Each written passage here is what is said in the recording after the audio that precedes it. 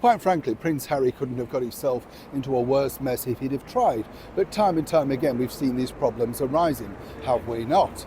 And now the bigger problem is this. As the fallout from the Centre Bala charity literally just implodes, ruining all good faith on both sides, because there's two sides to every story. As we've seen, Dr. Sophia has already decided to give an exclusive interview over here in the United Kingdom to Sky News and Trevor Phillips. Now, the reason why apparently she picked Trevor Phillips is because he's very much an esteemed journalist, very much respected. This is no tabloid story. This is, in her eyes, very much the truth. This is her version of events. Why is this catastrophic then for Prince Harry? Let me explain. Morning, good to see you. Thank you so much, chums, for joining me today. This is a busy news point, isn't it? It's a terrible situation when you think about it, because quite frankly, Prince Harry could not have picked a worse person to come up against. And that's not any detriment to, of course, Dr. Sophia.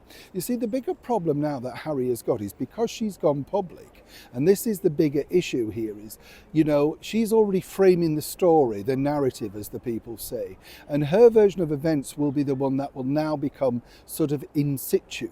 Now, Harry previously, as you can imagine, as a member of the British monarchy, would have had the protection of all the courtiers and the expertise of the palace guard, basically what to do. What Harry's actually done, which is a huge mistake, is issue some kind of formal statement and sat back and lost the narrative. So where does the problem go now? Well, you see, the bigger issue that you've got is what she's actually said. The hijacking of an event, the fact that he wanted to take Netflix cameras there with, at this point allegedly, no offer to fund it, because as she pointed out, this was then in the eyes of the company, the venue that she was using wasn't a charitable event, but was now very much a commercial venture, costing a lot more money. Now, Harry, you see, is going to have to address these problems, and they're big problems, let me tell you. They're not going away. And the bigger issue now for both Harry and Meghan is, what do they say to counteract that? Now, I've already spoken to someone very close to the couple in Montecito, and they've got a new, as you know, head of publicity, PR. They never banked on this, truly. They thought they were just going to be fudging around dealing with Netflix fallouts, cookery shows, and of course the forthcoming podcast, right? This is normally what they're used to, the entertainment world. This is a far bigger threat, basically just to the whole branding of the two moving forward. Now, here's where it gets interesting, because if Harry does not offer his side, his version of events to someone, whether that be an informal chat, an official sit-down interview, then this just will simply escalate, and escalate it is going to do. So far, behind the scenes, I've been told that Harry is reluctant to get into a tit-for-tat, she said this, he said that. The other side of the coin is a particular company over here is offering to chair the debate between the two. That's how mad it's becoming.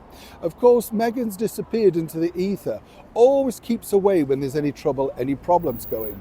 Over here, so far, this doesn't necessarily reflect too badly on His Majesty the King, or indeed senior royals. But what it does highlight is just how lost, directionless, and more importantly, incompetent, seemingly, Prince Harry is at running his own charity, Archewell Media empire, that sort of stuff. And at the time of recording this, I've been told that Harry still is in two minds as to what he should do for the future.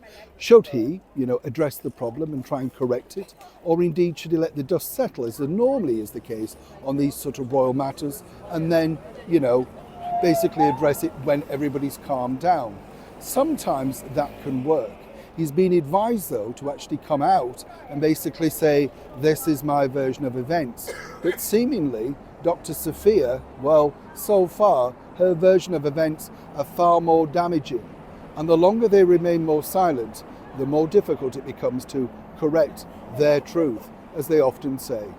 Neil Sean in the very heart of London.